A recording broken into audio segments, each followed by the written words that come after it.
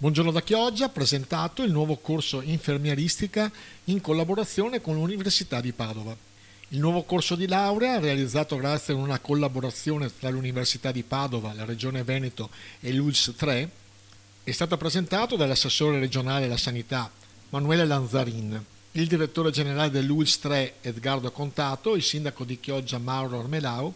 e il vescovo Giampaolo Dianin. Durante l'evento è stato riconosciuto il ruolo chiave dell'assessore alla sanità della Regione Veneto per l'impegno profuso nel rafforzamento del settore sanitario, grazie a una politica lungimirante che punta a valorizzare le risorse e le potenzialità locali. E noi dobbiamo mettere in atto due strategie, che sono quelle sicuramente dell'attrattività, quindi attrarre nuovi professionisti. Qui mi pare che il maggior sponsor è il sindaco di Chioggia, quindi va benissimo, nel senso che sta già pensando a come, perché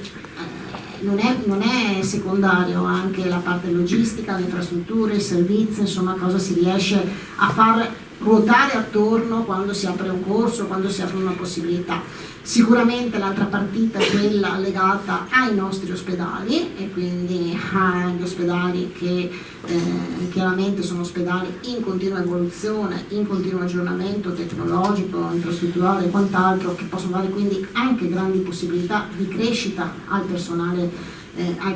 stesso, e poi insomma tutte quelle che sono le azioni che noi dobbiamo mettere in atto proprio per far sì che il nostro sia un personale che sia poi personale fidelizzato, che sia personale insomma che rimane anche all'interno dei territori e dei presidi. Quindi è chiaro che oggi presentare questa nuova opportunità diventa fondamentale e strategico rispetto a quelle che sono le evoluzioni, rispetto a quelli che sono oggi gli orizzonti che noi abbiamo qui davanti. Voi siete sicuramente fondamentali, importanti, come è stato a più riprese ribadito, perché oggi il concetto dell'assistenza, ma soprattutto del prendersi cura, è un concetto fondamentale.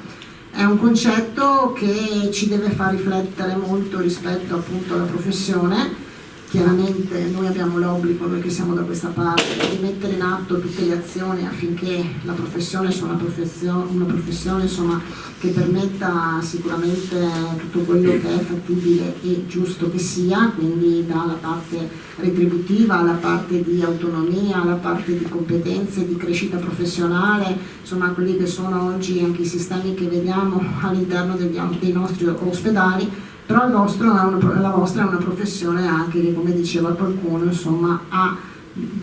una connotazione molto diversa rispetto ad altre professioni, che è quella proprio di prendersi cura degli altri, quindi ha anche un valore etico e morale molto importante.